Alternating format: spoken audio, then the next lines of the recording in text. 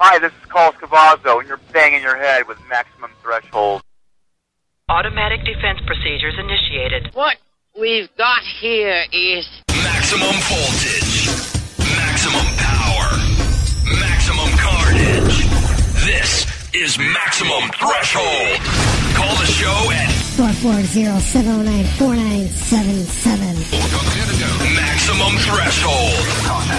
And here's your hosts, Dom and Jeff. He's actually quite smart. He just makes errors of judgment along the way.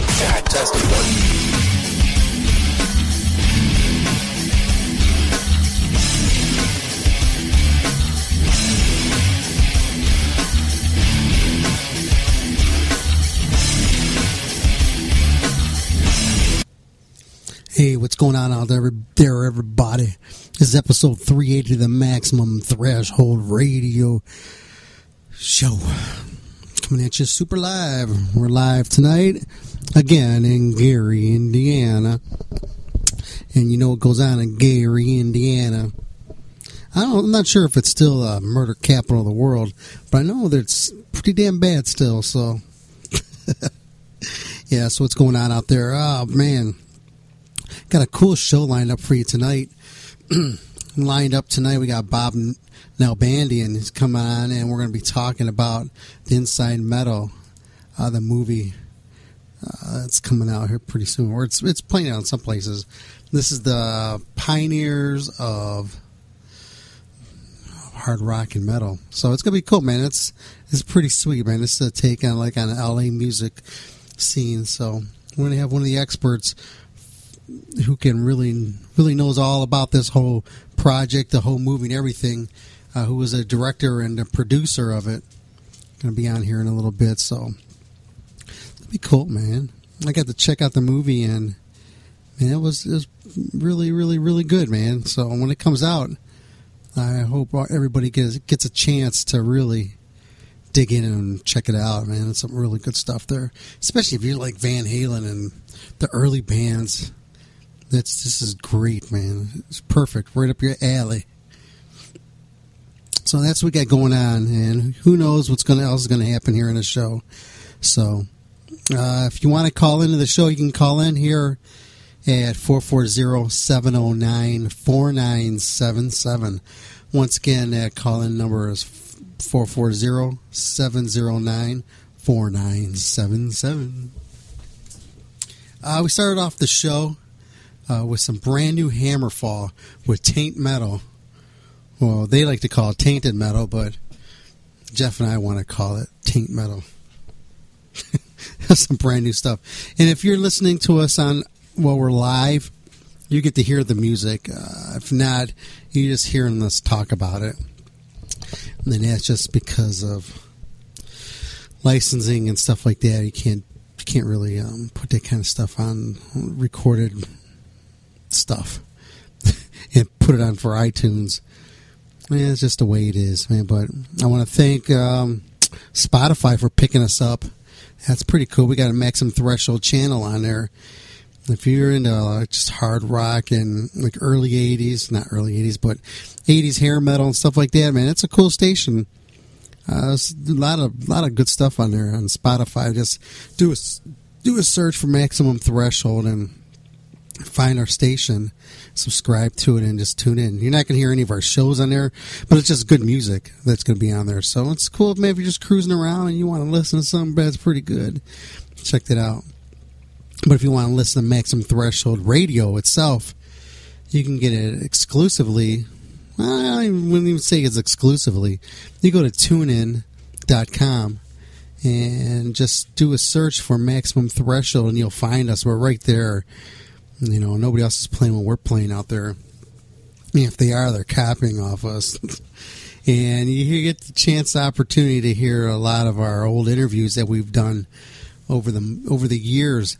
It's in rotation there, and it's pretty cool, man. There's a nice little handful of new music, but a lot of it's dealing with the interviews that we've done. So we're keeping it rolling out there. So keeping you updated with what we've done And if you're not that keen or that familiar with Maximum Threshold Radio, it's pretty cool to tune in there and listen to some of that stuff. There's some really funny interviews in there. I tuned in yesterday, just out of the blue, and the Bobby Brown interview was on there, and oh my God, it was hilarious. I just wanted to record it again. That's how good that was. That was a really good one. And if you're subscribed to us on Spreaker, well, I want to appreciate you there also as well. And if you have iTunes, and if you got the iPhone and iPad or whatever, and you got iTunes, man, please do a search for Maximum Threshold and subscribe to us there on iTunes. It's free because we can't charge for this shit. And one of these days when these guys come back over here to do the show again, you know how we roll. It's hilarious over here. But for the last couple of weeks or so, and I've just been popping on here for an hour or so, and just shooting shit with you guys, and just trying to keep something out there, man. Because I got all these affiliates still listen to and subscribe to the Maximum Threshold radio show, and they do replay and air this program on their network. So that's what I do. And I enjoy this. This is great therapy. I'm looking at the chat room right now, and man, this thing is getting packed. That's all I got to say, man. There's a lot of people in there. I have my night coffee. Keep me going. So let me do this, man. I'm going to do this early, knock these out, and get it out of the way. Knock out these commercials and stuff, okay? I'll be back after this here on Maximum Threshold Radio. Horns up, fist in the air. Hey, what's crappin'? And this is Phil Demo with Machine Head, and you're listening to Maximum Threshold. Yow! You are listening to Maximum Threshold.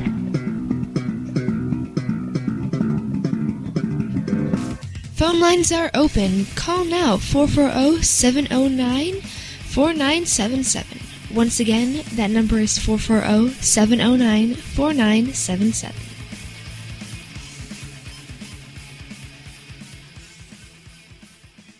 We'll be right back right after this short break here on Maximum Threshold Radio. Horns up, fists in the air, bitches.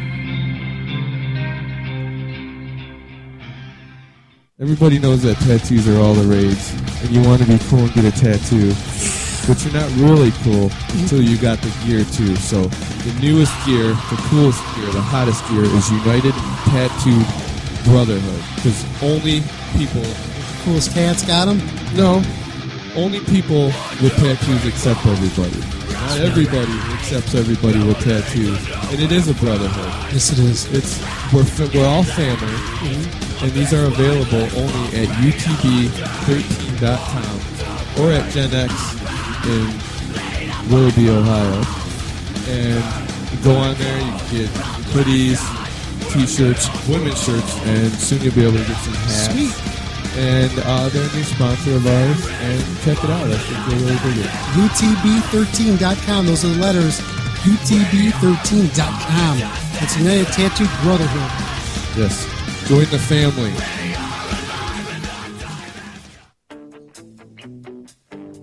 Missed the live show? Go to StitcherRadio.com and search Maximum Threshold and listen in today.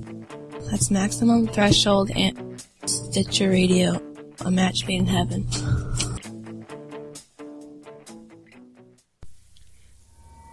Wondering how you're hearing Maximum Threshold right now? The online 24/7 player. You listen to it live, and it's streamed, and it's fueled by JWN Media. Once again, that's JWN Media. Check them out if you're looking.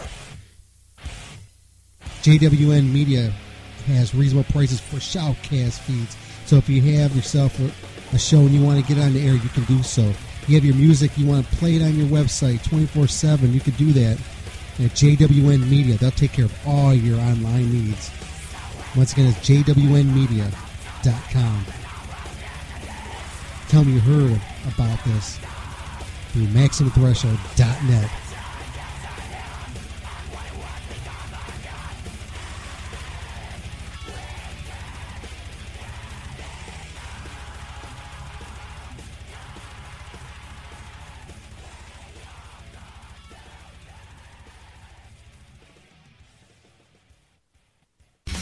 Maximum Threshold Radio live every Saturday night exclusively here at MaximumThreshold.net. And if you're not listening to it live, you're listening to one of our fine affiliates.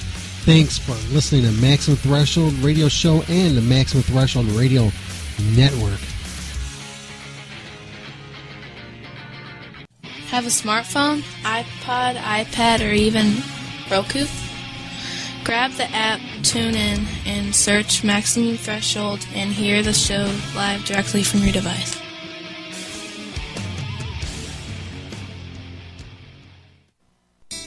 Hey, this is Dominic, and whenever I'm strumming my guitar, I'm looking for that sensational sound. It only works the best with SIT strings. Once again, that is SIT strings. Check them out at sitstrings.com. And if you're a guitarist, you definitely want to get these on your axe, because they'll never, ever let you down.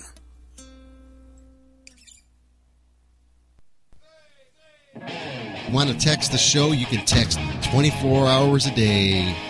Just send a message from your phone at 440-520-1956. Once again, the text number, the show is 440-520-1956. Text the show now. Phone lines are open. Call now, 440-709-4977. Once again, that number is 440-709-4977.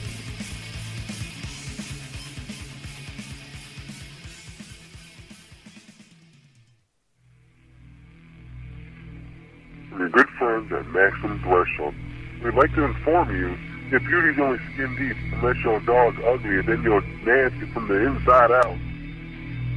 You are listening to Maximum Threshold Radio.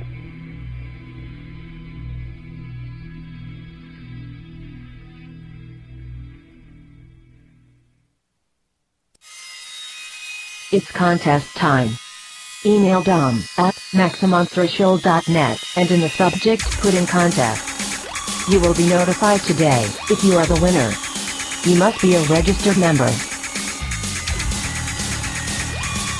Once again, that email address is Dom at MaximumThreshold.net.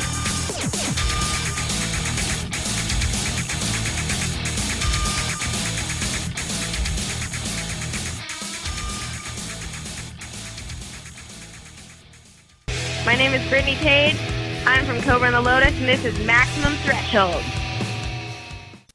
Hey guys, this is Ron from YouTube's Rock and Metal News, and this is your Maximum Threshold Rock and Metal News Report. Trapped are now streaming their new acoustic album titled The Acoustic Collection through Loudwire. The album will be out on September the 23rd. Dragon Force will be heading out on a North American tour as they support Camelot. The tour commences in spring of 2015. You can check out the band's official websites for the tour dates. And Hate56.com has released some live video from the 2014 This Is Hardcore Fest in Philadelphia, Pennsylvania, filmed this past July. You can now watch Zabulba's full set. It's on Vimeo. And Gwar have recently stated they will let Foo Fighters frontman Dave Grohl live.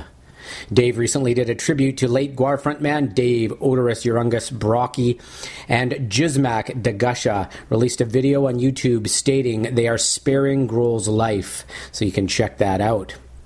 Continuing with your MaximumThreshold.net rock and metal news, Pussifer featuring Tool's Maynard James Keenan have released a new video for their track Toma. You can check that out at rollingstone.com. And Miss May I have announced that they will play some shows around their October 25th Knotfest appearance. Check out the band's official website for the tour dates that have been added. And I Hate God have announced a tour with Power Trip, Iron Reagan, and Today Is the Day in the fall. You can check out the band's official websites for the tour dates.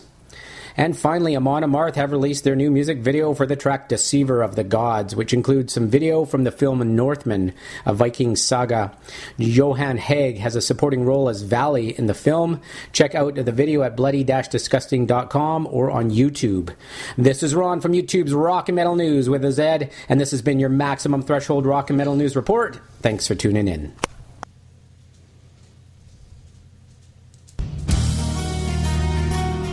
Hey everybody, this is Bill Weberty of Firehouse, and you're listening to MaximumThreshold.net. You sure the hell are. You sure the hell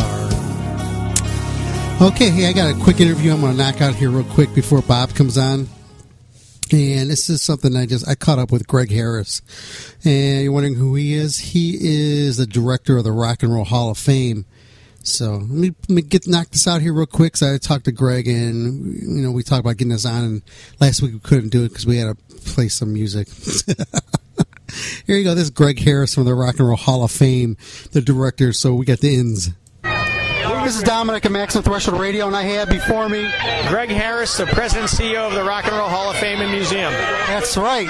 So, man, how's it feel to look around and see all these people screaming out here before the Rock and Roll Hall of Fame for you? We love it. Hang on a second. Let's let this pass. That's off. It's off for me. I think it's that Panic at the Disco they're going crazy about. Anytime there's a few thousand people that love music on your doorstep and you're the Rock and Roll Hall of Fame, it's killer. That's right. It's phenomenal. So we're thrilled they're here. We're thrilled AP decided to have this show and that we'd be a partner on it. Will there be any more type of red carpet events like this coming through here this year? Any plans? This year we've got music all summer long. A couple Wednesdays in the summer we put new bands up outdoors and they play live concerts. It's a great show. It's terrific. If any of your listeners are in the area, they ought to come down and check it out. Oh, yeah. But we've got exhibits we're opening. We just opened one called Right Here, Right Now that has one of the bands tonight, Fall Out Boys, in it. The Alabama Shakes are in it. Some of the more poppy things, Katy Perry, Lady Gaga, they're in it, but it's the current music of what's going on. That's right. And, it's all part about being current, but celebrating the past and celebrating what's happening right here, right now. This is real exciting to walk through. I was there earlier today, and I got a chance to check out everything, all the new exhibits that were up there, and it was real exciting. And actually, I started getting chills thinking about, wow, this is nice. Being a musician myself and being a journalist, just to be able to have the opportunity to see the new stuff that came out, especially the Beyonce stuff. Yeah. Well, you're a musician and you're into this, and it still gives you chills, right? And you think about people that come here to see somebody that they really cared about, and they get that same feeling. We're all connected by this. I was talking to Jerry Olney from the Misfits, a band from my stomping grounds back in New Jersey, and he was humbled in digging it. And when you've got people that have spent their life in music that are looking at what we're doing here and saying this is terrific, it means a lot. And for these fans that are out front screaming for their artist, it's the same thing. We're all Well, thank you very much. Can you do me a quick favor? Yeah. Can you do a promo ID for our radio show? Just say your name, the Rock and Roll Hall of Fame, and you're listening to Maximum Threshold Radio. Throw something crazy out at the end of it. All right. Hey, it's Greg Harris from the Rock and Roll Hall of Fame Museum, loving Maximum Threshold Radio. And Dominic, you're the man. Thank you very much. This is the Alien, and I'm in a tornado warning, but I'm still listening to Maximum Threshold on the net. Yeah, I want to thank Greg Harris and the Hellion for those two little briefs. I thought that was pretty cool, man. I like that. I'm going to get props from the president of the Rock Hall. People know. Yeah, you know. Let's see here. Let me knock out some more music here for you guys. I'm going to keep you guys in the loop. If you're tuning in, you're listening to us on the live feed, then I think you'll be digging some of this stuff I'm about to play for you. So I'll be right back after this. Remember, you're only going to hear this live. You're not going to hear this on the recorded version. That's all I got to say.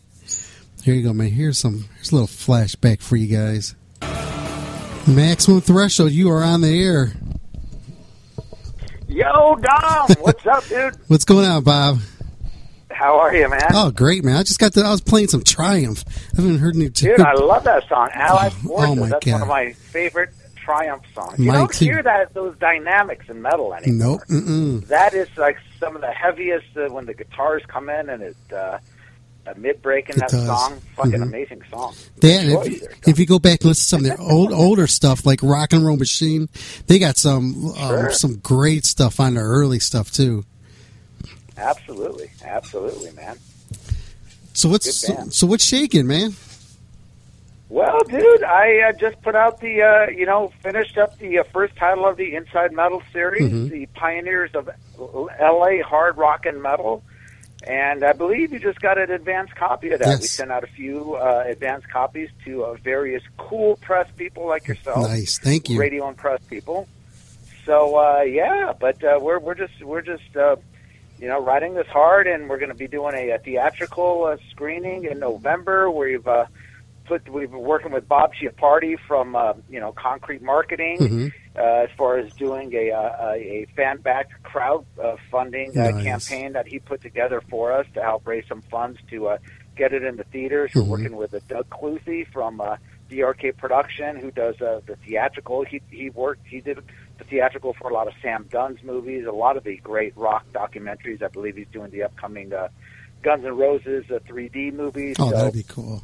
He's got a long history and a great track record bringing these great docs to the theater. So, we're looking for a November theatrical release, and then the DVD itself will be out on the market in first of the new year. We'll obviously get it in the digital market as well, get it on Netflix and iTunes and all that fun stuff, and hopefully cable television as well. So that's right. A lot of stuff in the works right now. Yeah, there's a lot of cool ways, raising money now to help get the distribution movies. And I've been dealing with like a lot of the horror flicks that are coming out, like the B movies, and just watching the dynamics and how they go about raising the money just to get distribution deals and to get it like on Netflix and to get it on like just different type of like satellite TV and stuff like that. It's pretty cool, man. It seems like the little people have an opportunity, to make something that's really good and then get it out as if it was like a major release that's coming out.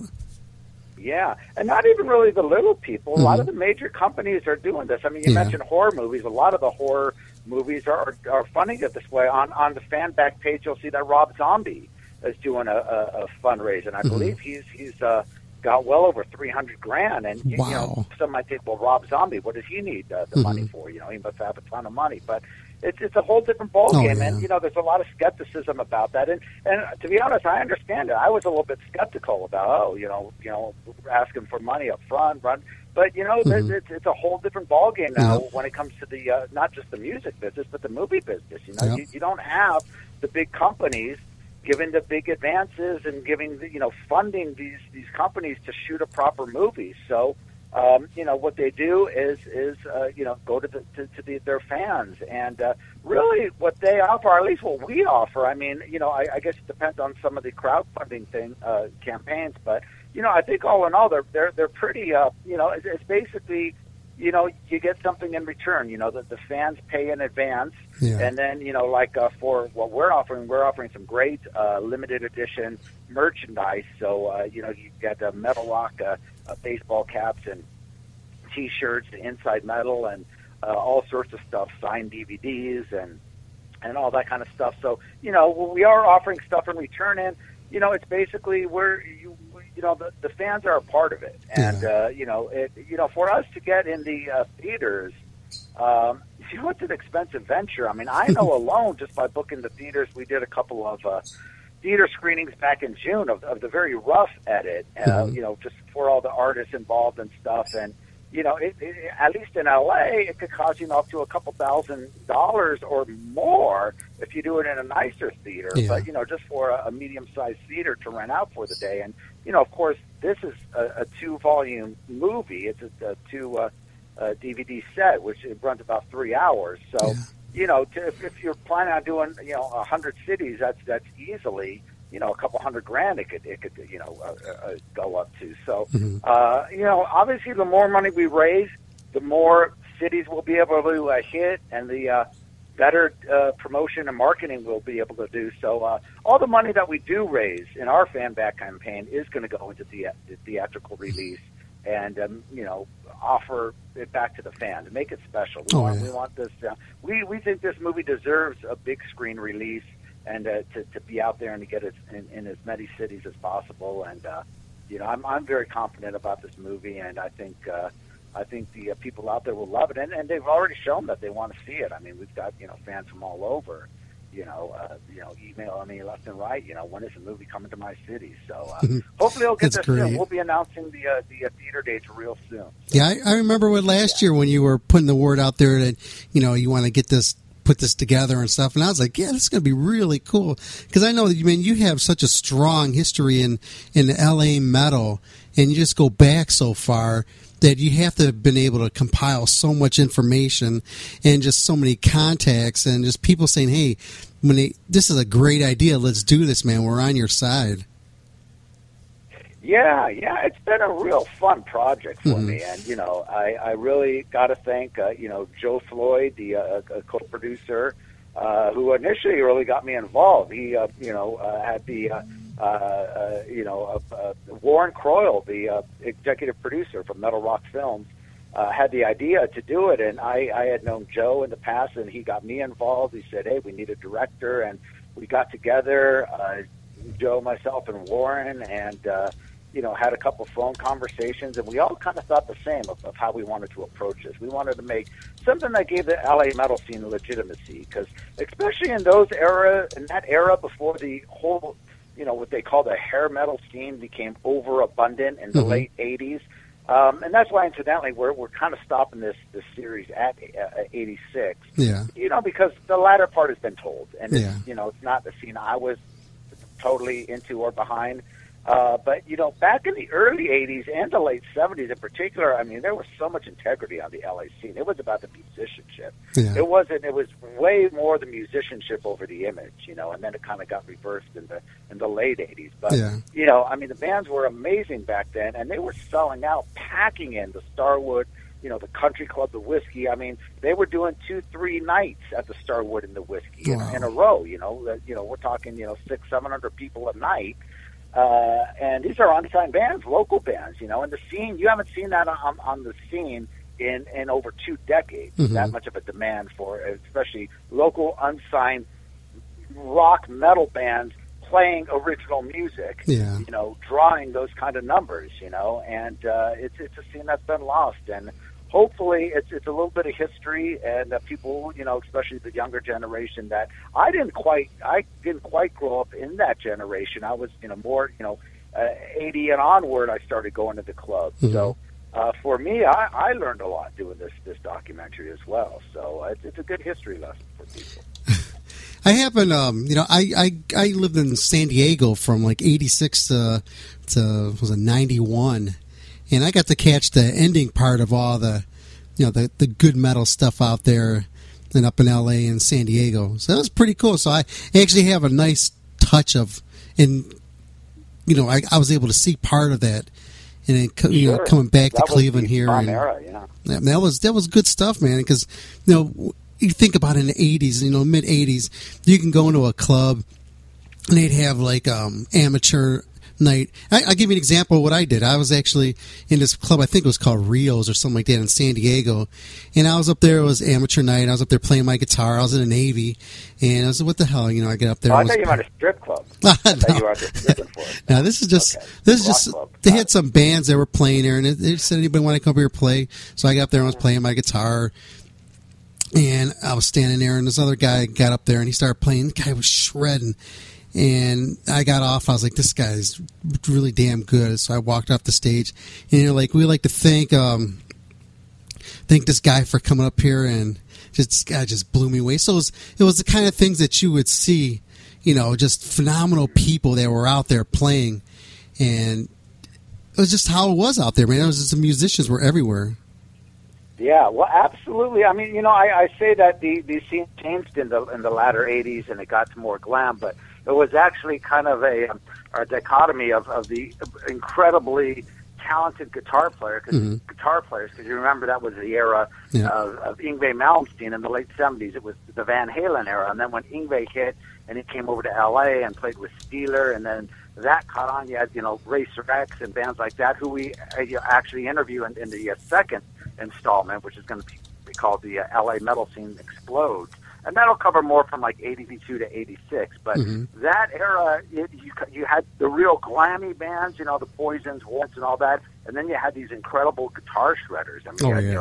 Paul Gilbert. You had, Cacophony with Marty Friedman and Jason Becker. That's right, and all these fantastic, guitar shredders, which also got a bit overabundant as well. But so there was definitely a mix of talent and image and fashion and all that stuff. But even toward that era when you were in LA, what I think really killed the club scene though was really the pay to play during that time, and that allowed a lot of the bands that weren't as good to play these major, which were major clubs at the time, the Roxy, the Whiskey, and so forth. And you could have shitty bands that have money, just buy their way into the clubs. And that, I think, really kind of killed the scene. And that really started around 86 or so. And that's when the scene kind of started, I feel, really started to die down. I mean, it was still huge. If you went out to Sunset Strip, during the late 80s, I mean, it was a monstrous scene, but it was a big glam scene. And, but it was definitely there was definitely a diversity of music, and I think that's what we're trying to express. I mean, people think L.A., the L.A. scene of the '80s, they think glam and hair metal, and that really was predominantly Hollywood. But you get into the Valley, the country club, all that. It was total metal. Orange County had a lot of metal, and that's where the heavier bands, Metallica, Slayer, Dark Angel, High Rats, all those bands were playing the Orange County clubs, the Woodstock, Radio City, Concert Factory. That was kind of their home. And then, of course, you have, the East L.A. clubs where thrash metal thrived. This is prior to when the Bay Area scene hit even. So, L.A. had a very diverse metal market, but everyone thinks, when people hear 80s metal in L.A., everyone thinks the glam scene because that's where the media focused on was Hollywood. Oh, yeah. Oh, I know what I wanted to mention. That guy who was playing on the stage next to me when I was at that club, that was Jakey Lee. No kidding. Well, he's from San Diego, sure. Yeah. So that was pretty cool. Yeah, he came up with the guys in Rat, actually. And a little history for you. Joe Floyd, our co-producer, who's in an amazing band called Warrior. I'm sure you've got the album Fighting for the Earth. I think one of the most underrated LA metal debut albums out there. He actually came up with the guys in Rat and Jakey Lee. They were called Mickey Rat when they first came out here, and but yeah, they moved up there around that time, or actually in the early '80s. But after, I mean, I think Jakey was just in Mickey Rat, and then Robin Crosby had taken over when it actually became Rat. And we interviewed Stephen Piercy, who's in this first installment, talking about the Van Halen stuff, but he gets really into the whole Rat history in the second installment. Yeah, I like when he pops in, because he just tells you just straight up how it was, and he doesn't hold back or anything. Yeah. Well, I think a lot of the artists do that here. It's a very honest approach, and I think the cool thing here is, you see all the other documentaries out there that were great timepieces. You take Decline of Western Civilization, Part 2, Penelope Spheres movie. That was done in the late 80s and interviewing the bands during that time. So it's fun to look back and watch that. And it was more the bands, of course, everyone's trying to show off and, act like the rock star and this and that. And of course, she pushed that. She pushed that angle, and it essentially made the scene look like a joke, which it truthfully essentially did become. But it was a great movie for that time. It really captured that element. I think now, people are looking back 25, 30 years or whatnot, or even more so in this episode. And we interviewed bands as early as, 75, bands like Angel and so forth, in LA in 75, and it goes up to about 1981. These bands have been around, they've matured, and, they're just straight shooters and telling you how the scene really was back then. The music, we didn't want it to be about, of course there is, some talk about the decadence and how crazy it was at the Starwood and all that stuff, but it wasn't about the groupies and about, the imagery and all that. This was really about the music, and the music then, you had to be a fucking great band if you wanted to play a club like the Whiskey or the Roxy. You not only had to be a strong drawing band, but you had to have the talent. So that's what we kind of wanted to capture, and I think that's what's been missing in any of the documentaries or books and whatever you see about the LA scene of the '80s. and late 70s. I have a question here from Jeff in our chat room there. He's asking, he goes, ask if you think that a band like Winger's musicianship wasn't fully appreciated because of the hair metal label. I agree with him. I mean, you look at some of the musicians there. I mean, the drummer, Rod Morgenstein, he played with the Dregs, with Steve Morris. I mean, I saw him with the Dregs, and he's one of the most phenomenal drummers you could ever imagine. And, you know, granted, he plays great with Winger, but, you know, he doesn't show off, you know, the true talent. And, you know, listen to Red Beats, some of his solo material. It is fantastic. But, again, you know, it goes back to the times. And that was, you know, Winger hit in the late 80s. And it was all about the image. Yeah. And it was the labels that were pushing that. I mean, they kind of forced the bands, you know, to do these MTV-style videos, and, you know, they got the producers and the directors and all these people involved, and, you know, that was the era of MTV. And the great thing, which I really love about this title, is this is before the MTV era. This is before the metal, you know, it became trendy. Metal became trendy in the LA scene, where labels were signing metal bands left and right. This was before that, so you had to be really fucking phenomenal and have, you know, a great deal of integrity when it came to your music and your stage show, you know, just to get a good gig. It was all about getting the good gig back then. Nobody even thought about getting the record deal, because after Van Halen got signed, as they talk about in the movie, you know, the punk and new wave scene hit. So labels weren't signing metal bands at all until, you know, the early 80s, when the Motley's, Rats, and all that kind of started. So, yeah, a band like Winger, I do agree, and it's a shame, because they are phenomenal musicians, but again, it's the way they were marketed, the way the label marketed them, and I think, you know, granted, they sold, you know, millions of records in the 80s, but in the long run, you know, they became joked upon, you know, with Beavis and Butthead and everything else, you know, they kind of became a joke, but I agree. I think most people don't see the true talent in that band, and that band musically are incredibly talented, for sure.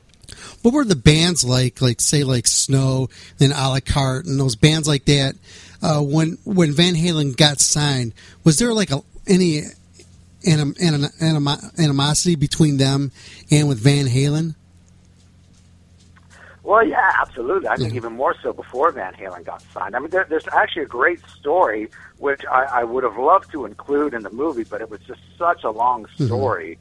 We just, even though it's a 3-hour movie, you know, we had to exclude so much great stuff. So we'll hopefully get some bonus material for it. But, you know, Brian O'Brien talked about a great story when they opened for A La Carte.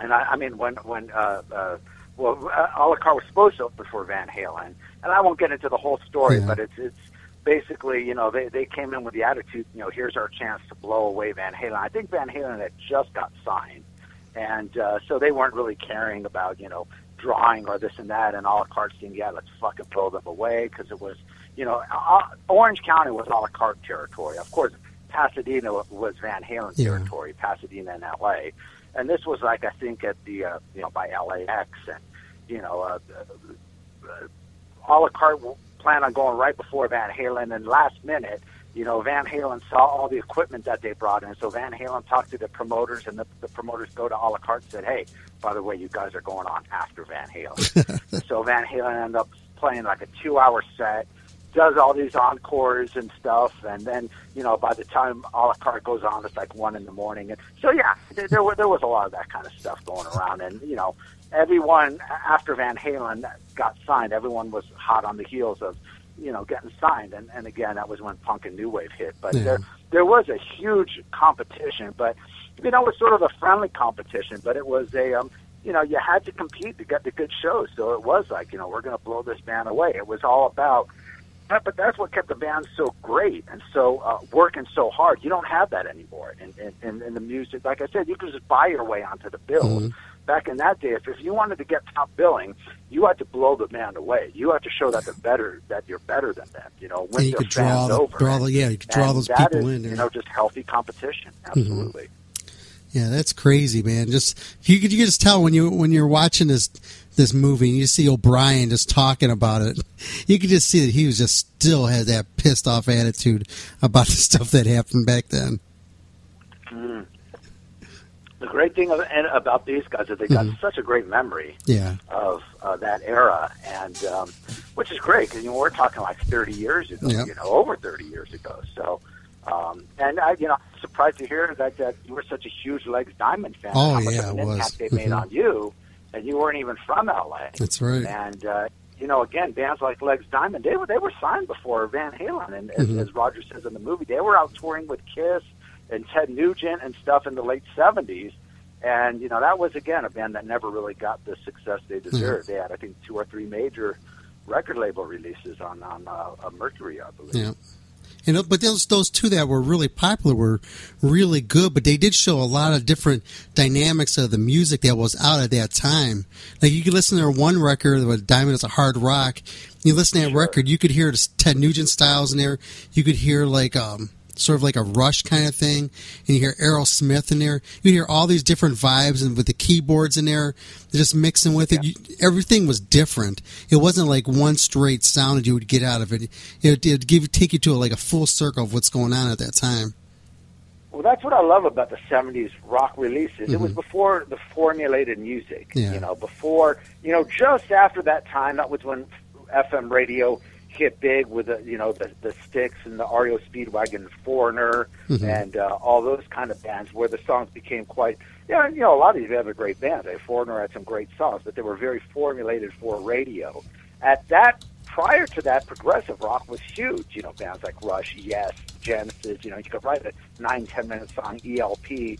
So there was a lot of that in the music. I mean, you listen to a lot of the early Angel stuff. There was a lot of that. Then they would mix very kind of poppy kind of stuff with it. So the 70s always had the diversity in the music, which you really missed nowadays. I think what hurt bands like Legs Diamond and a lot of those bands was the production. I mean, you didn't have the strong producers, and they didn't really know how to produce metal back then. I mean, Van Halen got incredibly lucky with Ted Templeman. I mean, Ted Templeman, he produced that first Montrose album, which was fucking amazing. Yeah, it was. And he took that philosophy to Van Halen. If you listen to some of the early Van Halen shows and demos, but particularly some of those old shows, David Lee Roth is all over the fucking place. And there's no comprehension to a lot of the stuff. I mean, the talent is definitely there. You could hear Eddie shredding, but you know that you had somebody like a Ted Templeman come in when they did their record and hone David Lee Roth, into a certain,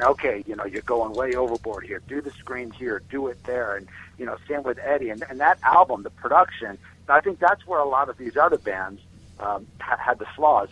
When that Van Halen album came out, I mean, it was the production as well as the band and the songs and the musicianship that really made that such a success. And I think if they didn't have a strong producer like Ted Templeman, I don't think that first Van Halen album would have done nearly as good, to be honest. They would have to pull out some miracles to pull something out to make it sound the way it did. Yeah, because that first Van Halen one, it was so crisp and just groundbreaking. It was. And if you listen to it, I go back to it every couple of weeks and listen to it. And when I listen to them, like, damn, Templeton must have been listening to some Hendrix when he pulled this one out, because it's kind of style that it sounded like. When you listen to Eddie's playing, his solos are like just on one side, and the vocals are on one side, and it's pretty wild listening to it. And just listen how, like you said, it was groundbreaking, because there was nothing out there that even came close to that type of sound. Well, really, if you listen to, I mean, the notable albums he did prior to Van Halen was the first Montrose album, which never got the respect. I mean, that album is a fucking classic. And if you listen to the production of that album, it is very similar. He took that philosophy to Van Halen, where it's just guitar-based drums, no overdubs, no backing rhythm tracks. It's just straight up, but with just a tremendous guitar tone. Yeah. And he really took that kind of philosophy into the first Van Halen record, and it's magic, absolutely. Mm-hmm. One of the things from watching your movie that you put out was just seeing how you pulled everything together when you were interviewing the people there on the set or wherever you were at, and just to be able to bring that magic into the movie, which was really good because it all gelled together. Yeah, I was really happy with the way that all worked out. And the thing with me, not to, sound arrogant or anything, but I knew the scene. I was a huge fan of that era of music. And when I interviewed these guys, a lot of these guys I have known before, a lot of these guys I have interviewed before. Mm-hmm. I've had a lot of them, like, Stephen Quadros and Brian O'Brien and Greg Leon on podcasts before. So we had this rapport, and there was a trust to a lot of these artists. Sometimes some of them were skeptical, like, because like I said in the past, when documentaries have been done on the LA metal scene, they weren't necessarily favorable to the bands. It was kind of almost like a mockumentary about the scene. So I could understand their skepticism. So, but when they met me, or they, heard of me, or heard my previous interviews or video casts or whatever, they realized, hey, this guy, knows what he's talking about. Is not going to just not going to make this into a joke. And the other thing that was great is having Joe Floyd involved. Again, coming from the band Warrior, who came up from the scene, like I said, came out, to L.A. from San Diego, with the guys in Rad, and grew up in the scene. And he, was one of the underrated, bands. Warrior, such a great band that earned a lot of respect. So once I said, hey, Joe Floyd is filming this, he's the camera guy, they're like, fuck yeah, I love Joe. Everyone knows Joe and loves Joe. So that made it a lot easier. That really broke the ice. So when they came in, it was a comfortable setting, man. I didn't have any questions written out for any of these bands. Yeah. We just sat down and bullshitted, and we just talked, and we had to have the camera rolling. And a lot of these guys, they said, I'll do about 20 minutes or so. They ended up talking for 2 or 3 hours, and then after the camera stopped, they still hung out and we talked for hours. So it was a real cool vibe. And it was just all about the scene, and I think people respected that. And after they saw what it was about, and they're real supportive of this movie, because they see that it is about the music and about the integrity, and not about the bullshit and about the, the blowjobs under the table at the Rainbow and all the stuff that's been said a million of times before. And, they knew that it's about the integrity of the artist. Mm-hmm.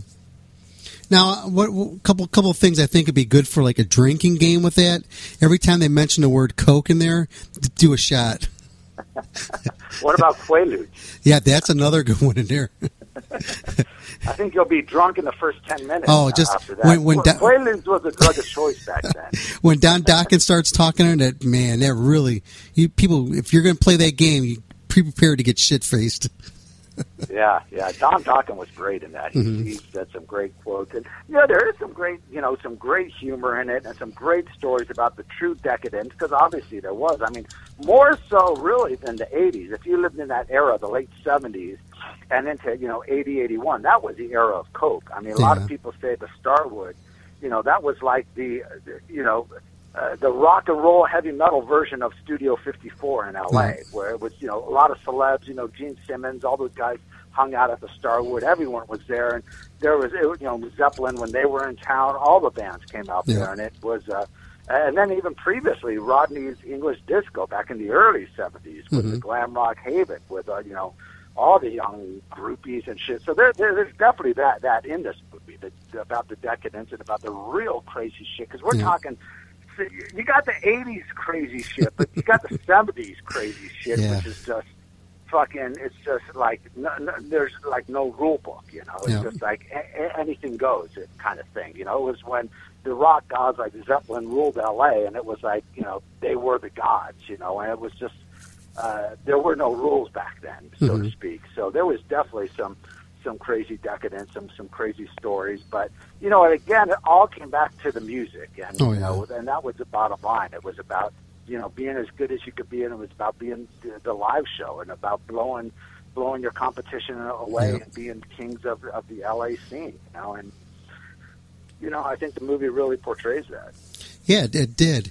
One of the things I would have liked to see just a little bit more thrown there about Dandy, talking about him with the Black Oak, Arkansas, but with his style, how David Lee Roth, like emulated his style to become who he was. That would have been cool to see something take off like that. We did have that part, Steve Plunkett talks about that. And that was, very obvious. A lot of people said how influential, Jim Dandy was. And of course, in this documentary, there's so much Van Halen talk. Yeah. I think we even talked before, and you said, yeah, it's real heavy on the Van Halen. So we tried to make, if there was a quote about a certain thing about Jim Dandy, we didn't want to overdo it too much, especially when it came to Van Halen, because, obviously Van Halen was a big band of that era, so they're talked about more than any other band in this documentary, even though we unfortunately weren't able to interview any of the guys in the band. We came real close, but just time schedule, we weren't able to do it. But still, there's a lot of Van Halen talk, and I think, we used a quote that, Steve Plunkett said, and he said it best. I mean, it was, the artists then, it was all about, people were emulating what was the big bands of the 70s, and people forget how huge Black Oak Arkansas was. Oh, yeah, they were. They were one of the top billed bands on the Cal Jam, just under Deep Purple and Black Sabbath and ELP.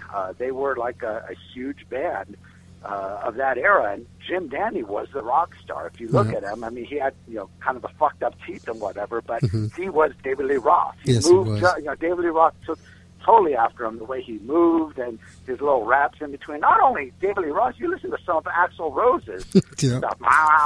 That's total Jim Dandy. Yeah, it was. I mean, Jim Dandy was a huge influence. I saw him about a year ago at the Rock and Roll Autograph show in L.A. And dude, that guy still has it. He was up on stage singing and looked the same. Had the whole, charisma and everything going on. It's like fucking Jim Dandy, man. That guy rules. That's right. What are some of the things that you wanted to include in this that just didn't make it into the movie? Obviously, Van Halen. I mean, that was the biggest, band. We from what I understand, Eddie and Alex are really excited to see this movie, and they're getting a copy of it. They heard a lot about this. We met with Michael Anthony, and he seemed pretty gung-ho about doing it. We met him in Orange County. He just moved out to Newport Beach. And we met with him and then his wife, who apparently is like managing him now, or is very involved in his management, I should say. And we thought he would go for it, and he was really interested. He was telling us great stories right there, and we're like, dude, save it for the movie. And I don't know if it was time frame wise, and I think she was worried that we would talk. They didn't want to have him talk about Van Halen. Yeah. I don't know if it's some kind of a gag order or why. I don't think it's that. I just think he doesn't want. And I said, look, this isn't about Van Halen. It's about the scene of that time. Yeah. He doesn't have to talk about necessarily Van Halen. We just want to know about the Starwood and the Gazzaris and the whiskey and how that scene was in competition with other bands. And I sent her the trailer, and I unfortunately never heard back. So I know he went out with Chickenfoot, and he was real busy. So timing was out. We didn't have a budget either. I mean, I wish we had the budget like Sam Dunn, where he's flying all over the world in these bands in the Metal Evolution series. But we didn't. We had to do everything in LA. We did all the footage was.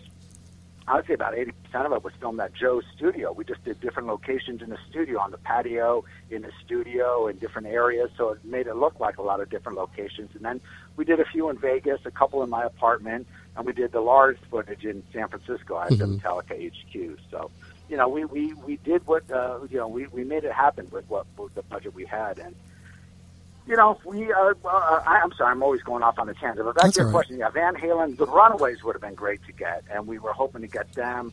Again, it was time restraint. I know Sherry Curry was on the road, and I know Brian O'Brien reached out to them, and I believe it was Vicky Blue. She sent a great email. She said she would love to do it. She was in Europe at the time, and it just didn't work out.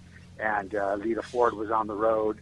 And, again, a lot of these guys, a lot of these bands, they don't like talking about the past. And, Runaways, this was the time their movie had just come out when we were actually filming this. And, they were all hot on that and stuff. And, there's a lot of different things. A lot of people, not only time frame, but, a lot of people, they either want to get paid or they want to, something out of it or something. And we unfortunately couldn't offer that. All the interviews we did, nobody got paid. It was all for the love and the exposure. And, so George Lynch would have been great. He was in a band called Exciter, as you well know, who were a huge band on the scene, Exciter and the Boys after, before he joined Dokken. He obviously would have been great. So, yeah, there were a lot of bands that we could have, and I wished I could have included. But, again, it was either due to certain circumstances that we didn't get them. But we did reach out to pretty much everyone. Now, how about like doing some add-ons for some like more trailers or something like that? If you can get like George Lynch or somebody else like that to do some promos for that, would you be down with that? Sure. I mean, if they're up for it, I mean, really, we shot for all 3 titles. So the second title, as I mentioned, is going to be the LA Metal Scene Explodes, and that'll be the follow-up to this, which will pretty much be from like 82 to 86, when the metal scene in LA really exploded. You know, the label sign, you know, Wasp, Rat, Wasp, you know, Quiet Riot, Motley Crue, Armored Saint, Black and Blue. You know, we got all those most of those. Motley Crue was a band we didn't get either, and that was we reached out to them as well. And I understand Nicky is really anxious to see this movie as well. He's heard a lot of great stuff about it, and again, just time framing and trying to get them involved.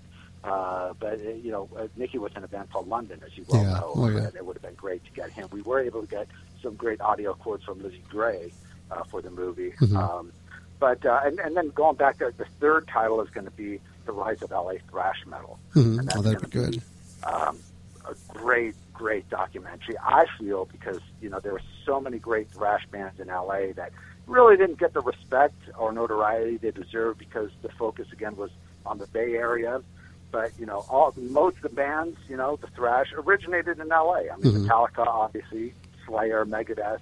There were a lot of great thrash bands and speed metal bands, as they were called back then, throughout the LA area. So you're going to get Caton on that, aren't you? Going to get Caton on there? Oh yeah, of course, Caton's on there. Of course, my man Caton. He's still doing it, man. It's impressive. Caton's awesome. Yeah, he is. was back in the early days with LA Chaos. Mm-hmm. In fact, I think we have a flyer in this first movie where his band LA Chaos played with Rock's Regime, who were Stryper before Stryper, and Metallica at the Lions Den or the Bruins Den, whatever it's called, in Long Beach. So yeah, Caton goes way back. Yep. And he's still doing it. Yeah, he's great guy. Yeah, he does. He definitely is one of those guys that just keep the metal flag going out there. Caton is true metal. Yeah, absolutely, 100%. And he loves going to Mexico. I know that, playing down there. They're huge in Mexico. Yeah, they are. I mean that's a great thing. Is a lot of people think, Hyrax, they think L.A. or locally, but he goes to Eastern Europe and he goes to Mexico. He goes to South America, and he's a huge rock star out there. So he definitely works it. Just a couple more things here, Bob. We'll let you get going. But this is a fan-backed project. You want to tell people how they can be part of this? Absolutely. I'm glad you brought that up. And again, I'm going to reiterate this. This is all the proceeds that go into the fan-backed campaign, crowdfunding campaign, will go into the theatrical release. We have several of the theaters booked already. I just spoke with Doug Cluthy yesterday, who I mentioned, DRK Productions. They're doing the theatrical release. And we got Bob Chipardi, who's like the metal marketing guru. You of course know him, Concrete Marketing. He did the Foundation's forums back in the late 80s and early 90s. And so he's behind the fan back campaign, and they came together and they said, look, we could make this happen. We could raise the capital to get it in the theaters. And we said, we want to give this movie its proper run. We want to take it to the theaters before it gets out on DVD. I think that's important. And maybe it's a little bit ego too, but I think this deserves a big screen release. Oh, it does. It's a great movie. A lot of people want to see it. And, to make this a reality, we need funding. I mean, it's just the bottom line. We don't have the funding. We weren't expecting the funding.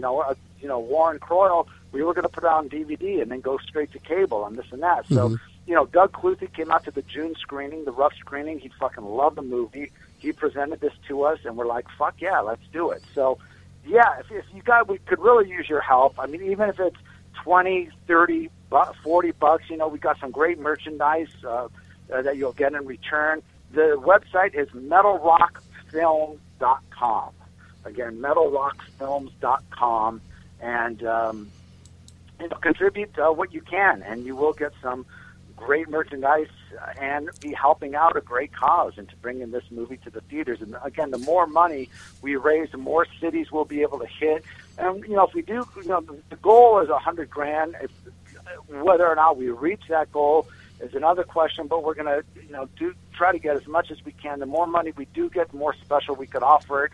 We want to do special type of screenings and bring in some of the artists out for a Q&A and make it something real special like we did in LA. We had a lot of the artists in the audience and, talking to the people after the movie, and then we did a Q&A, and the fans really got involved and, got to hear the stories firsthand from these artists. And we would like to do that. But to do that and to fly these musicians out there and to make this a real special event, we obviously need the funding and we need the fan support. So, again, the more money that we do raise from this crowdfunding campaign, the more special we can make this theatrical release. That's right.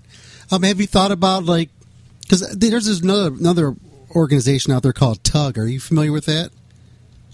I've heard a lot about these. To be honest with you, I'm a total novice when it comes to all this stuff and social media. I know you got Kickstarter, you got, what was the other one? When I first heard about the original one, I thought, wow, what a crazy idea. But but I know there are a few of them out there. And as I said, FanBack is put together by Bob Chaparty, who's the guy's a metal marketing genius. They're doing the Rob Zombie movie, and it was an obvious choice for us. And Doug's got a great rapport with Bob. And I've never worked with Bob in the past, but I've known him, since concrete marketing started back in the mid '80s, and there's stuff. I mean, is TUG something similar? Is it a crowdfunding? Well, no, TUG is I'll give you an example. When one of these movies that we were pushing was called Thanksgiving, it was a horror flick. We wanted to get it played in one of our neighborhoods in Cleveland, which is predominantly a lot of a yuppie area. So there's going to be a lot of people going to movies in this area. So what we did was we contacted TUG. TUG contacts other people in the neighborhood, and it's like a promotion that if you can get 50 people, to buy tickets to this, they'll send the movie over to the movie theater and they'll play it, and you make the money, whoever's promoting it in that city.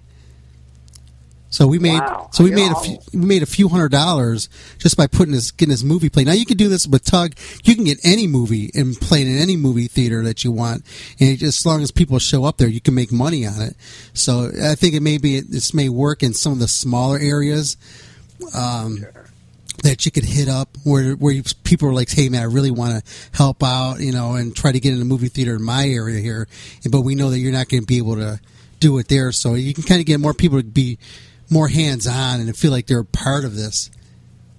Is that tug.com? Yeah. Or what's the TUGG. Yeah, I'll definitely check it out. Yeah. It's pretty cool, man. It worked out pretty good, and definitely, like I said, for people who want to feel like they're part of it, and say someone we'll say in Kansas City or something like that, they want to play that, they'll get the movie and they get it shown at one of their movie theaters out there, and they can get a couple hundred people to watch that movie there, and then they'll make money on it, and then they'll try to get the movie played again at some other place too. Right on. I'll send you over some more information. Doug Cluthy onto that. Okay. I'm sure he's familiar with it, but yeah, anything like that will definitely help us, because this movie is definitely word of mouth, as indie as it gets when it comes to that. And but yeah, that I appreciate the advice. Oh, no problem. Okay, Bob, hey, we're going to get rolling here, though, but, man, definitely, I thank you very much for being on here and just talking about the Inside Metal, the movie. I really appreciate that. You got it, man. Anything I could do, just let me know, Dom. Mm-hmm. And I know I got a bunch of other people here who are staffers on our show here, like in New York and Jersey. I know they definitely want to check this movie out, too. Well, cool. Well, you'll be, I'll let you know as soon as we get the dates. And I know we definitely want to play Cleveland. I mean, our good friend Mr. Chris Aiken over at the Classic Metal Show. He's offered. They've offered tons of support too. I know he's in the Cleveland area, and Cleveland obviously a huge metal town, so that is definitely one of the cities we plan to hit. So as you know, as soon as we get word, I will definitely let you know, and we'll make you guys a definite part of it. Sounds good, man. I look forward to that. All right, my man. I'll talk to you soon. Sounds good, Bob. Bye-bye. Yeah, bye. Okay, we'll be back after this. Here is some Legs Diamond that I was talking up earlier with Bob. This is Diamond as a Hard Rock here on Maximum Threshold. Hey, Bob, I want to thank you very much for being on the show, and like I said, anything we can do to help, we're here for you. We'll be right back right after this short break here on Maximum Threshold Radio. Horns up, fists in the air, bitches. Everybody knows that tattoos are all the rage, and you want to be cool and get a tattoo. But you're not really cool until you got the gear too. So the newest gear, the coolest gear, the hottest gear is United Tattooed Brotherhood. Because only people... Coolest tats got them? No. Only people with tattoos accept everybody. Not everybody accepts everybody with tattoos. And it is a brotherhood. Yes, it is. We're all family. And these are available only at utb13.com or at Gen X in Willoughby, Ohio. And you go on there, you can get hoodies, t-shirts, women's shirts, and soon you'll be able to get some hats. Sweet.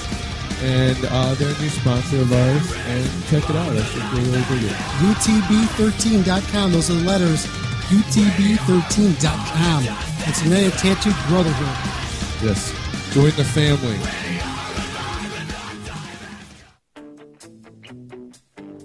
Missed the live show? Go to StitcherRadio.com and search Maximum Threshold and listen in today. That's Maximum Threshold and Stitcher Radio, a match made in heaven.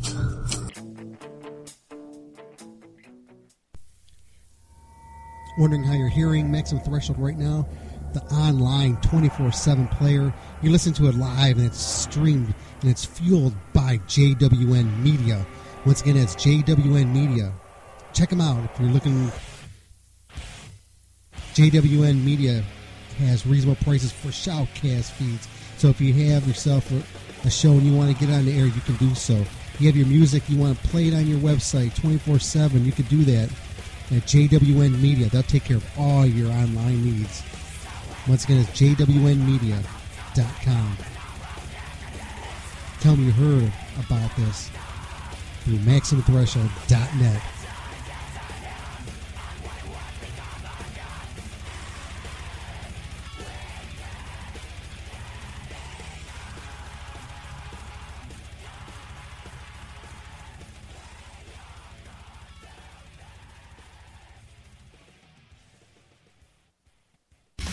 Maximum Threshold Radio live every Saturday night exclusively here at MaximumThreshold.net. And if you're not listening to it live, you're listening to one of our fine affiliates. Thanks for listening to Maximum Threshold Radio Show and the Maximum Threshold Radio Network. Have a smartphone, iPod, iPad, or even Roku? Grab the app, tune in, and search Maximum Threshold and hear the show live directly from your device.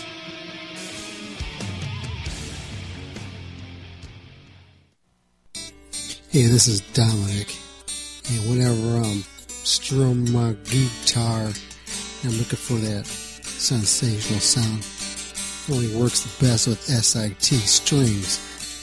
Once again, that is SIT strings. Check them out at sitstrings.com. And if you're a guitarist, you definitely want to get these on your axe, because they'll never, ever let you down.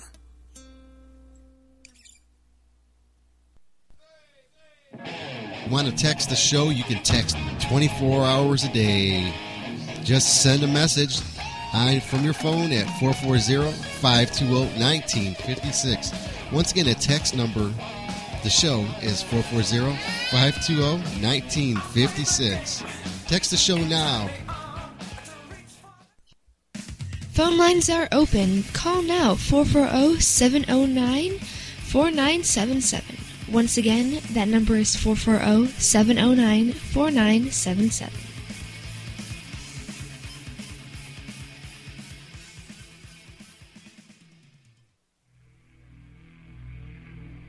from your good friends at Maximum Threshold. We'd like to inform you that beauty's only skin deep unless your dog's ugly and then you're nasty from the inside out. You are listening to Maximum Threshold Radio.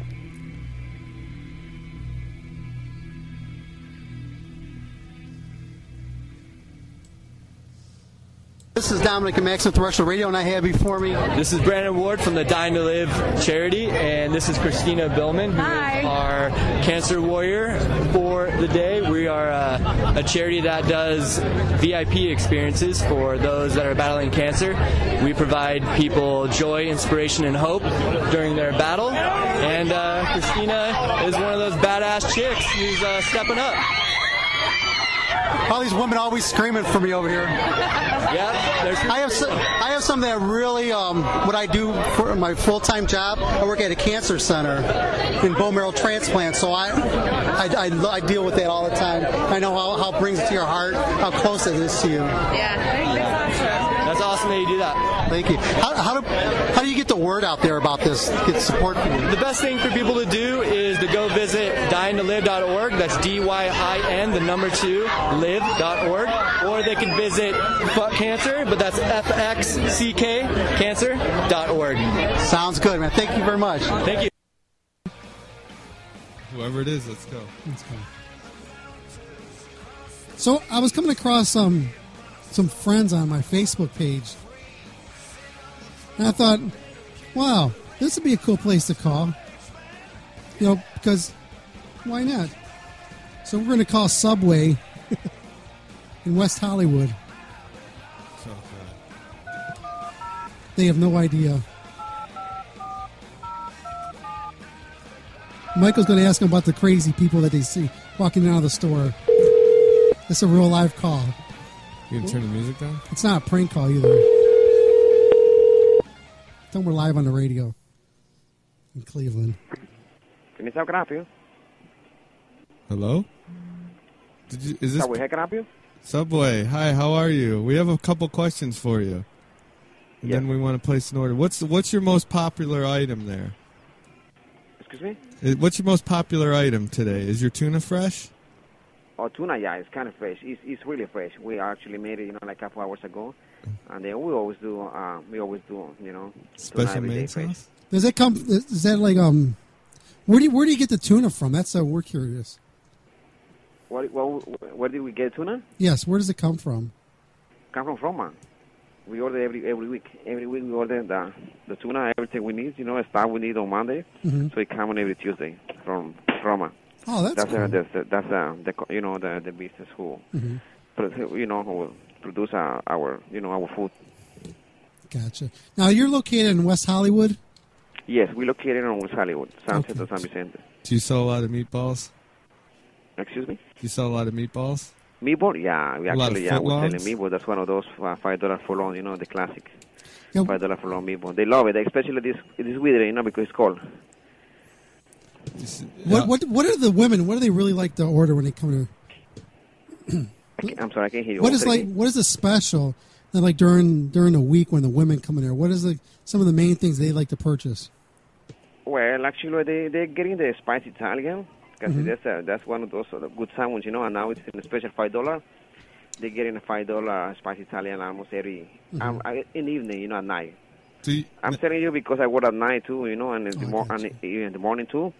But especially at night, they always get the spicy Italian. So now that everybody out there has medical marijuana cards, do you notice a spike in your business? What do you mean, like what? Now that there's everybody's out there smoking pot, do you sell more subs? If we sell it? Do you sell more subs? Like, do more people come in high and buy sandwiches now? Oh no, not really. No, they always get the same thing. They usually. Yeah. Has Paul Stanley from Kiss ever come in and ordered a footlong meatball hot Italian? Yeah, they always get in, especially in Italian herb and cheese. Gotcha. Italian, that's what I go for, the urban cheese. Or Italian, one of those, Italian or Italian herb and cheese, but most of them only those. How about Rodrigo? I know he goes to that place a lot, and I know he's got one of those cards. Do you still honor the discount cards there? What card? The discount card there. The discount card? Yes. What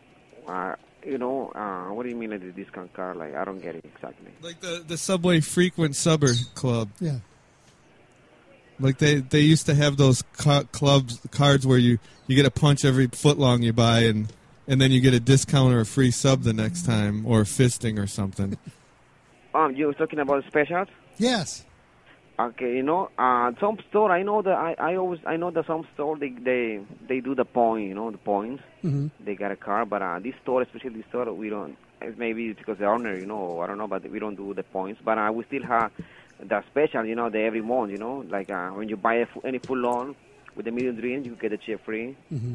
Nice. Yeah, or or sometimes when we know customer, who come pretty much at the store, we give us some discount too. Like for example. It's up to us, it's up to the buyer, it's up to us, if their customer, they come a lot, we always give a discount. Awesome. Yeah, So, because it's our customer, they always come. so what I'm noticing an accent there. What part of California are you from? What part of California am I? Yes. Los Angeles. Los Angeles? Yeah, Los Angeles, California. So, have you ever seen Rodrigo in there? Paul Stanley's boyfriend? No. No, he doesn't come in there? I think he's a vegetarian.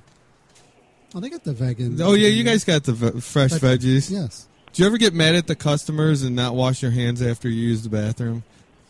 Oh, no, because we always do that every day. It's something that we always do in our job, like every time, when we come to get a customer, we always wash our hands, by this in the sink. Do you ever? No, we don't do any. We don't have any problems, any problem in that case. Do you ever poop when you're on the clock? Excuse me? Do you ever poop when you're on the clock? No. Why not? There's nothing like getting paid to take a dump. Well, so I don't know what to say about it. Gotcha. Oh, and by the way, we're on a radio show called Maximum Threshold, and what we're trying to do is trying to help you out and get some more publicity for your place right now. Oh, wow, that's nice of you guys.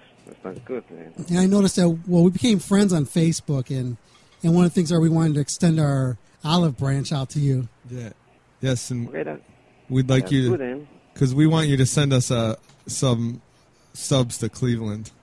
Wow. Because the Subways here kind of suck. The meat's not fresh, and the meatballs are cold. Yeah. And the grilled chicken is rubbery, and I think they spit in the cop subs here. I wouldn't doubt it. That's what they say. Or that's what you guys think. That's what we believe. I think we believe. That's what the people think. Maybe I don't think so because they always come. They always come to the story because they know that we always do it good. Hey, well, we're going to let you get back to work in a minute here. We want to thank you for your time. And you're working. Since we're helping you out, why don't you tell us your name and where you're working, like what Subway you're working at, and tell them to listen to Maximum Threshold Radio and eat Subway because you got to eat fresh.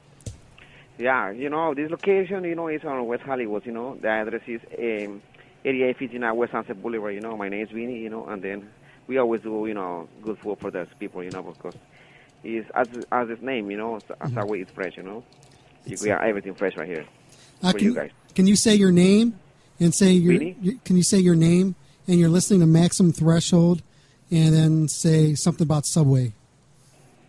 My name is Benny, right? Yes. And then I can hear you about it, buddy. Say you're listening to Maximum Threshold. Mexican?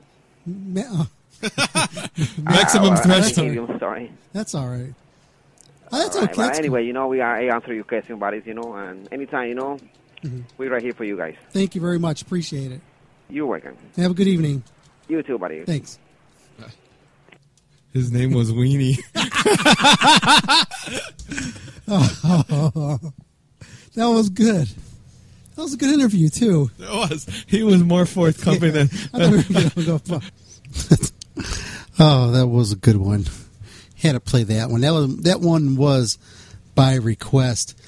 That was requested by Jeff Kiss. So we had to play that for him.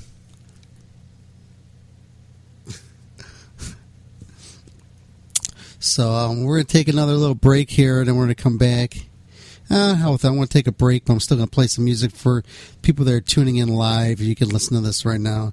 Here's some brand new Accept with Trails of Tears here on Maximum Threshold. Horns of Fish in the Air. I just found out one hermaphrodites are an F in themselves. They're listening to Maximum Threshold. Dominic and Max at Threshold Radio, and I have Sean from Modern Baseball. Hey, how's it going? Pretty good, man. How's it good? So what's going on? Nothing. We just took the van up from Philly today with Matt from One Ears and my buddy Evan, and this is our first red carpet, so this is pretty ridiculous. How's it feel to be standing right next to Joe fucking Perry? I shouldn't be here. I really shouldn't. Someone messed up. I think she messed up. She's in charge of us. Yeah, this is incredible. It's wild. Never been to the Hall of Fame before either, so nice. Excited to hang out tonight. So how did you become part of this AP award? We're nominated for the Philanthropy Award with our work with this company called One Blue String, which basically we all play one blue string on our guitars to represent the 1 in 6 men who have been sexually abused in their life. It's a really small grassroots company that we just got involved with a while ago in our DIY days, and it feels really good to be here representing them.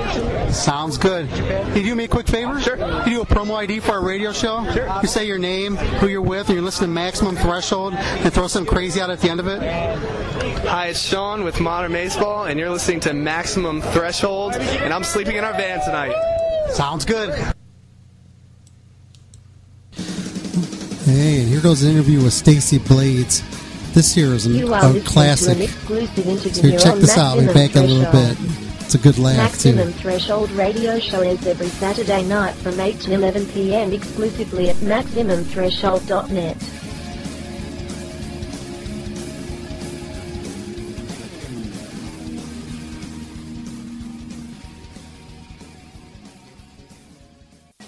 Hello. Stacy. Yep. Hey, what's going on? This is Dominic and Dave and Michael here on Maximum Threshold, man. What's going on? Hello, Stacy. What's cracking, guys? What's up, Stacy? Hey, you're in good company. We had Rex Brown on earlier today from Yeah. Pantera. Rake them over the coals. So we rake no one over the coals. The only thing we put on coals is food. And You decapitate them over the coals. except for the model actress / waitresses that come on. Right. Yes. Oh, they're like, I'm an actress. Oh, really? Yeah. Really? Is that how you make your living? Act like you like this cock in your mouth, bitch. So, yes. So, Stacy, how are you this evening? I'm doing good. Good. Would you tell us if you're doing crappy? I would tell you that, but so far so good. No explosive diarrhea or ashy elbows or anything like that? I'll let you know after I drink this cup of coffee. It might be a different story. Well, do you want to start off the interview serious, or do you want to start off as the comedy part of the interview? However you guys want to lay it out. I'm going to lay out because I just got a question because you've been in a lot of bands over the years, okay? Yes.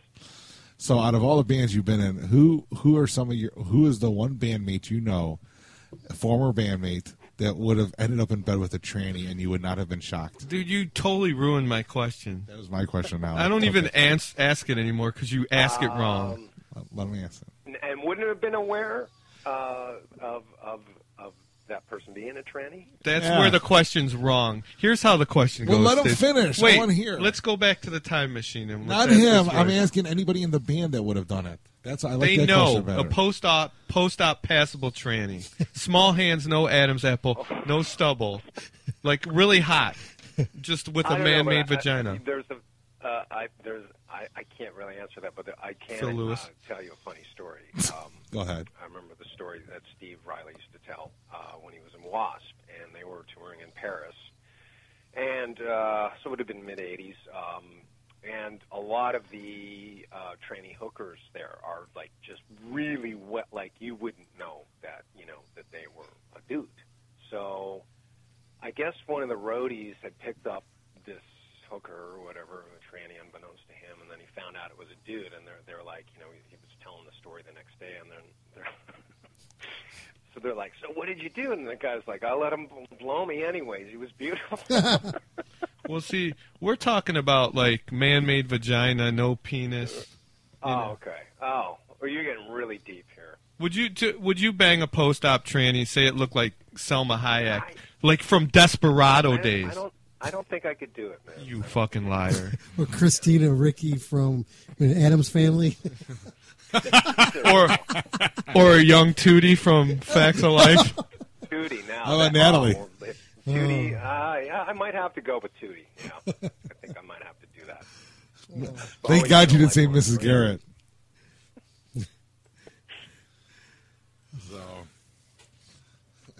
Anyways, so what's going on with you, Stacy, musically? What's going on? You're talking to a radio show. Lot of stuff.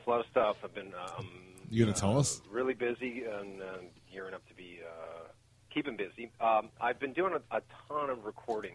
I've hooked up with a company called Soundtrack Loops, which they do recording material for mixes and television and film, and you can buy these sample packs to download into your mixes and stuff like that. So we actually did 22 like about a minute and a half, 2-minute guitar pieces. Now what we did is we did all kinds of different styles of players, like there's an Eddie Van Halen one and an Eric Johnson one and a Stevie Ray Vaughan one and Brian Setzer. Well, there's a 70s style. There's like George Lynch. So it was really exciting to kind of play all those different styles and do these little musical pieces. Yeah. So those go on the market. I think they went on the market yesterday. So cool. Pretty excited about that. We actually did some research because we were hoping you'd want to talk about this, and we purchased one. Oh, nice. You ready for it? Mm-hmm. Go ahead.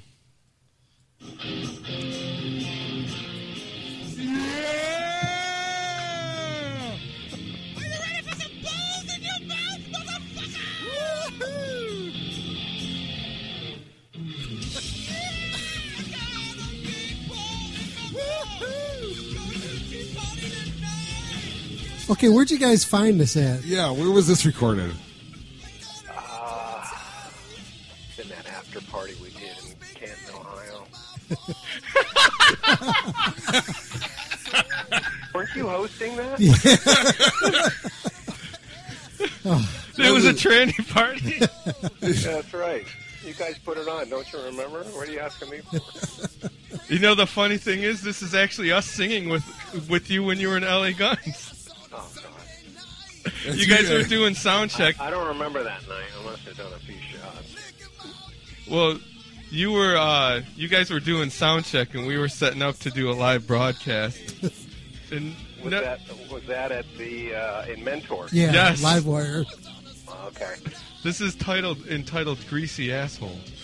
Greasy Asshole, huh? What's the real name of the song? What's that? What's the real name of the song? I can't really tell what. I kind of recognize it. I think that's Hellraiser's Fall.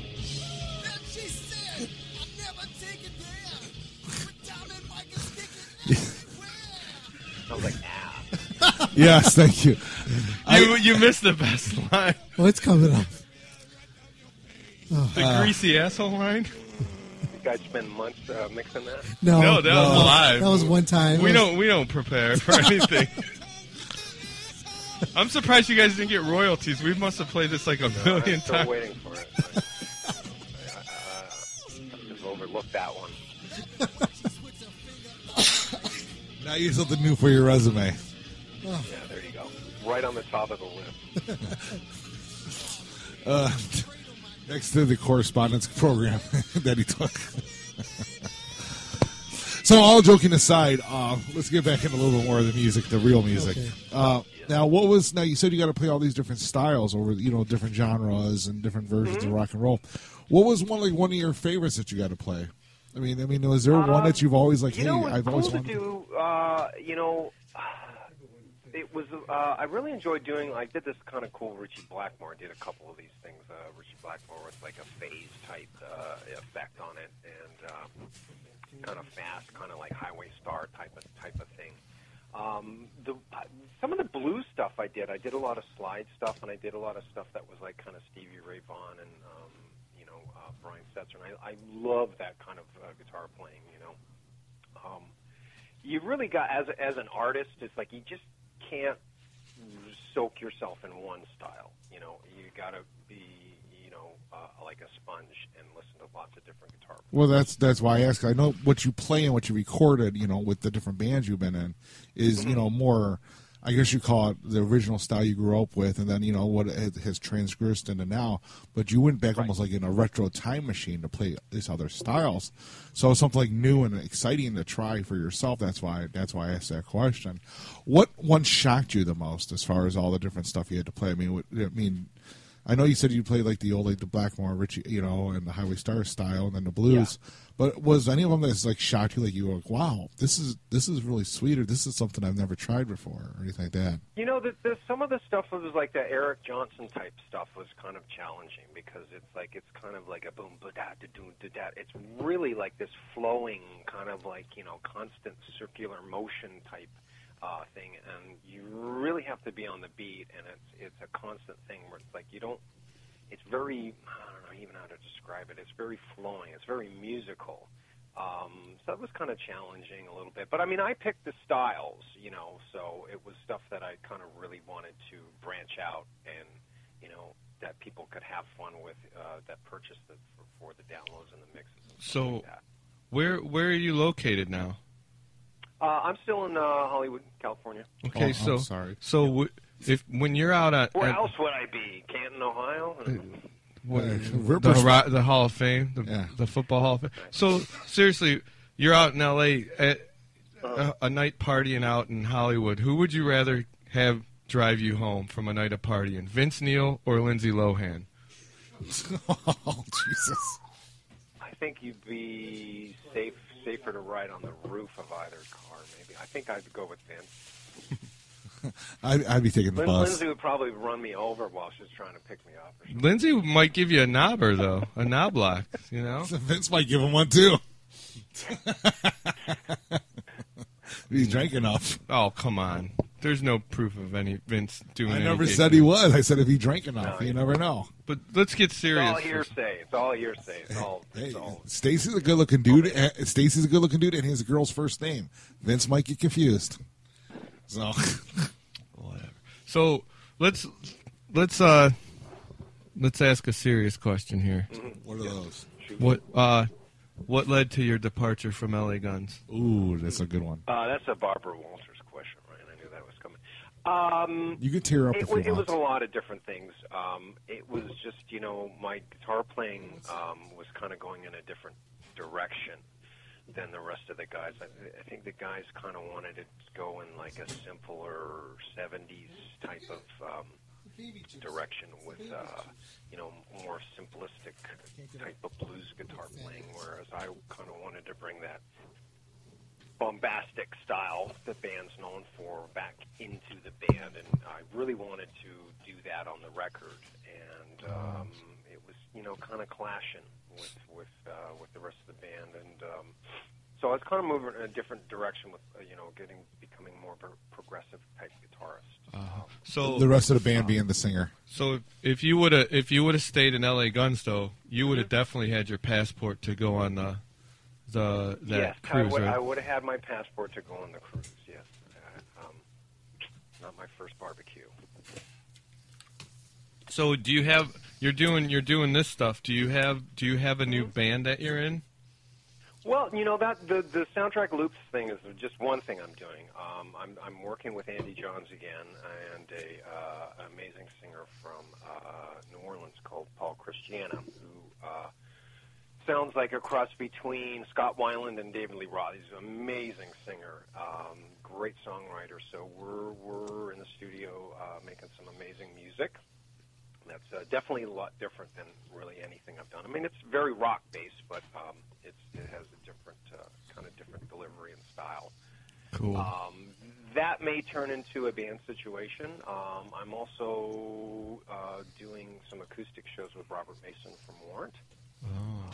That's in fact, cool. Next month we have a couple of shows in northern Pennsylvania. Do you get paid in I Saw Red Wine? Yes, I get a whole case of it. I Awesome. walk on the plane with it.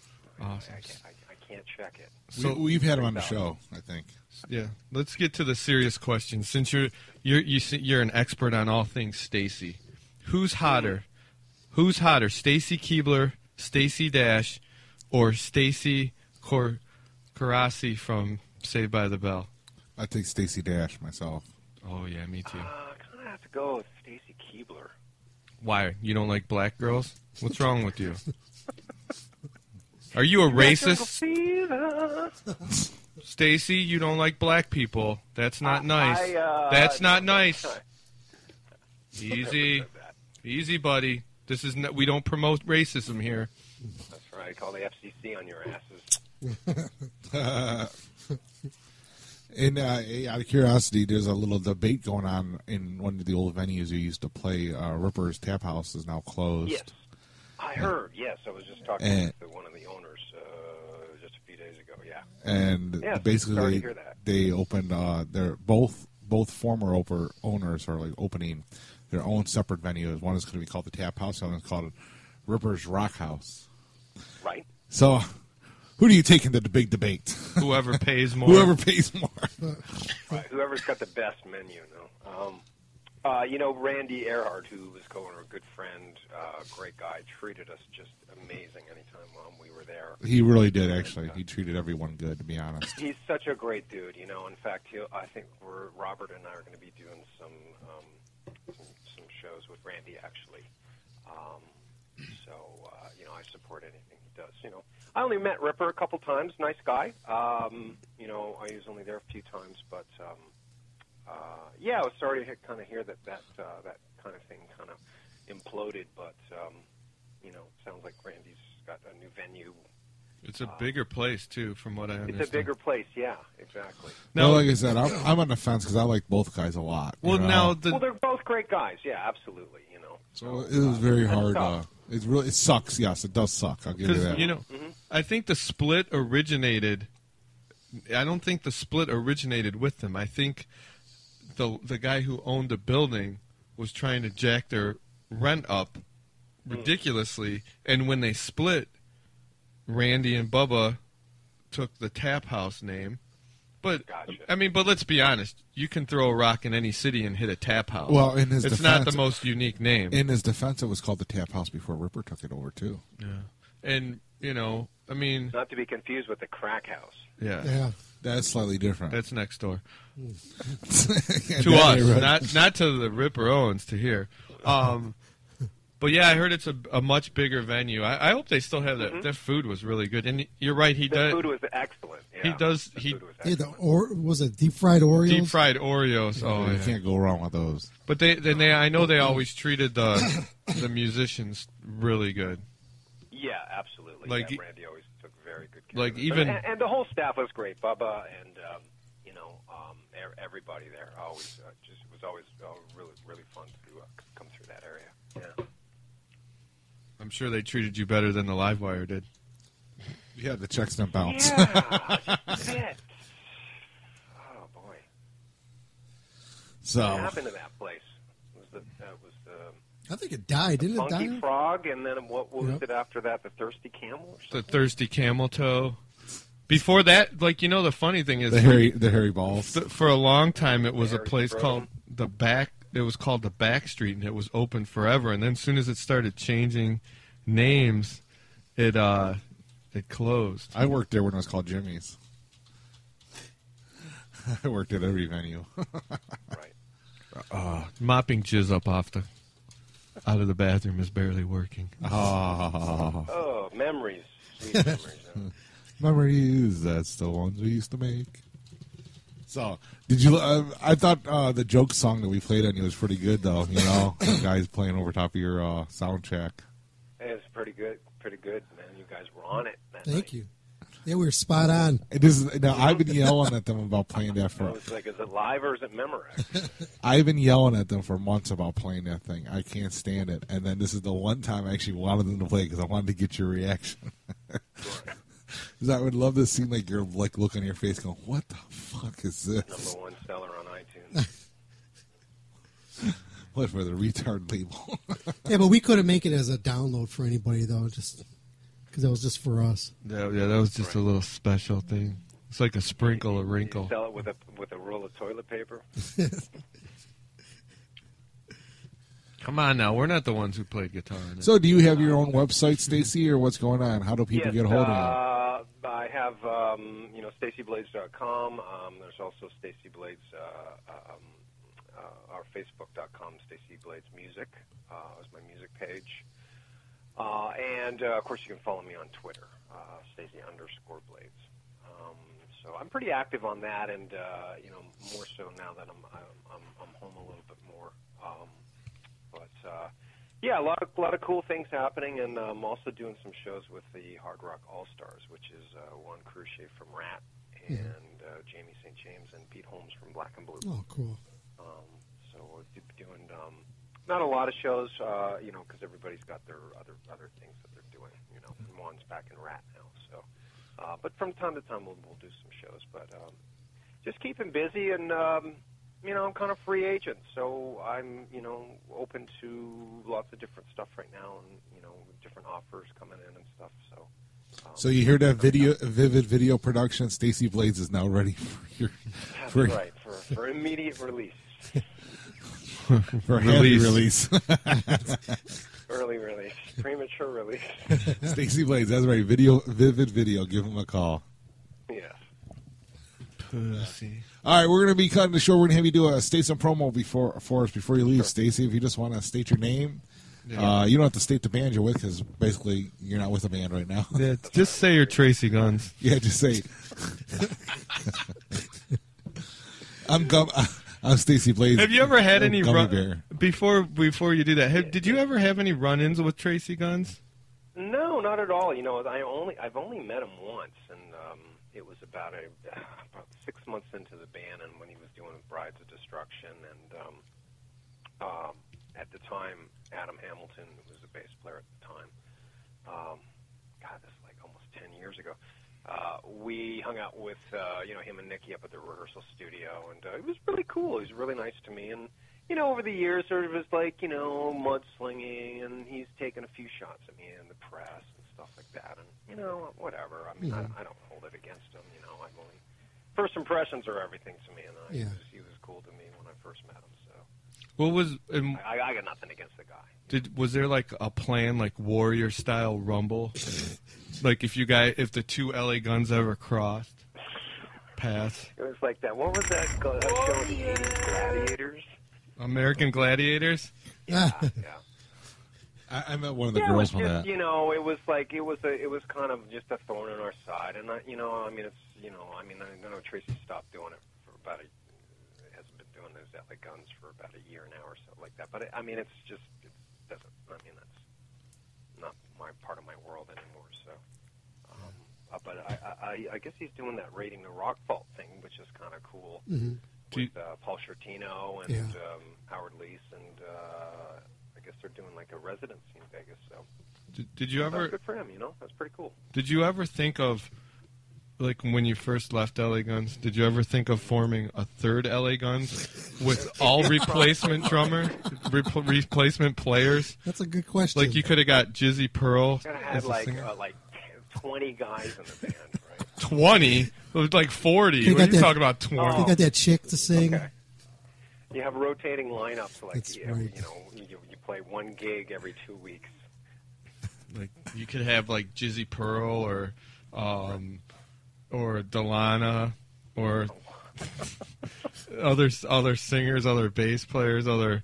And did you ever mention, like, Phil and Steve Riley talk about how they are the only two original members of LA Guns? First of all, neither one of them are original members of LA Guns. Second of all, they both at various points in LA Guns have left the band, and like in interviews they act like they never did. Do you ever? Well, it's such a unique story because it's like you want to get really technical. It's like, well, what's the original lineup? And I always look like, well, the original lineup was the band that got signed. So, but then there's people say, oh, no, it's Is Tracy Guns an original member of Guns N' Roses? I guess you could say that, but I mean, when you think of the original members of Guns N' Roses, you think of Yeah, the original. Yeah, but what I'm saying is, at some point during LA Guns' career, yes, and I'm busting balls. I like LA Guns though, but right, of course. At some point in the LA Guns, Phil Lewis quit the band. Right. At some point, everybody's left the band. I guess it's my turn to leave the band. But what I'm saying is, in the interviews, Phil Lewis and especially Steve Riley have said that they've always been in LA Guns. They never left.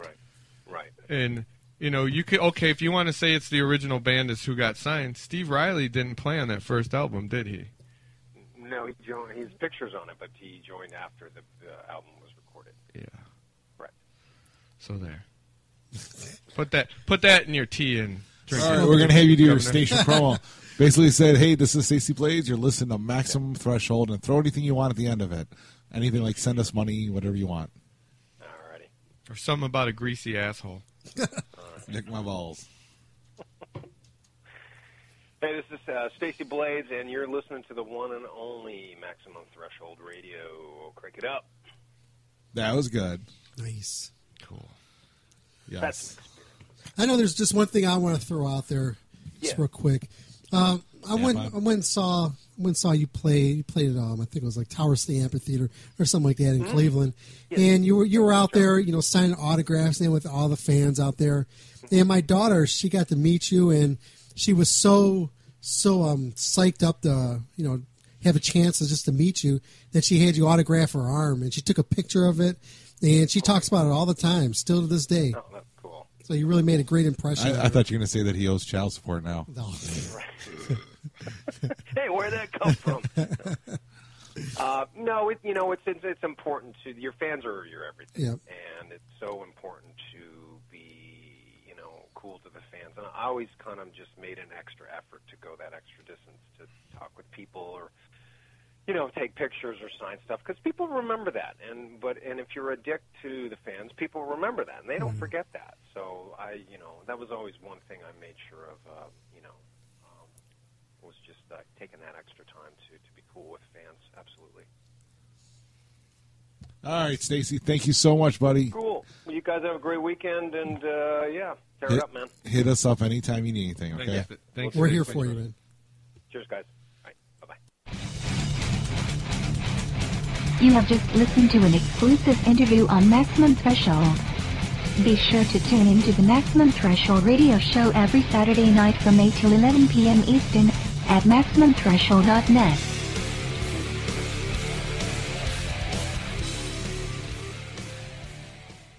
Michael Strong, you motherfucker! Ow! I'm Maximum Threshold, baby. Woo! It's Michael Starr from Steel Panther.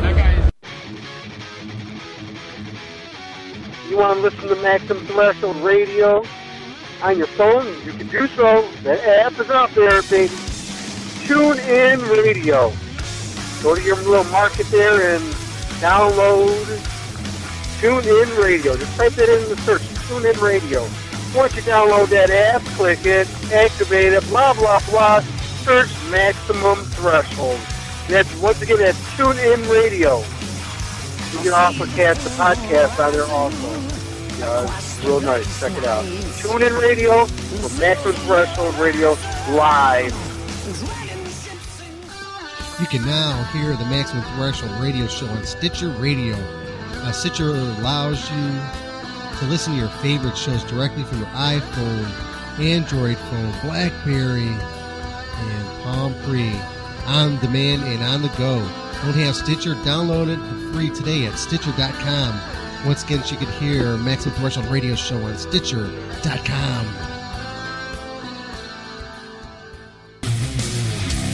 Hey, this is Rich Ward, the Duke of Metal from Fozzy and Stuck Mojo. I'm here with my brother Dom here on Maximum Threshold. Horns up, everybody. Wondering how you're hearing Maximum Threshold right now? The online 24/7 player. You listen to it live and it's streamed and it's fueled by JWN Media. Once again, it's JWN Media. Check them out if you're looking JWN Media has reasonable prices for shoutcast feeds. So if you have yourself a show and you want to get on the air, you can do so. If you have your music, you want to play it on your website 24/7, you can do that at JWN Media. They'll take care of all your online needs. Once again, it's jwnmedia.com. Tell me you heard about this through MaximumThreshold.net.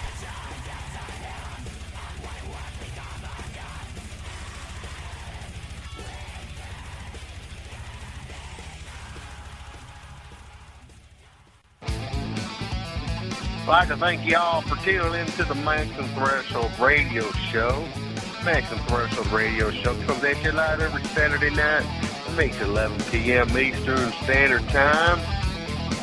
Not only here on MaximumThreshold.net, but also on all of its other lovely affiliates. So however you get a chance to check out Maximum Threshold, we'd greatly appreciate you listening to the show and the program. Don't forget you can also catch us also on iTunes. You can catch us also on our website for downloading at MaximumThreshold.net. There's many different ways you can catch the Maximum Threshold Radio Show for downloading.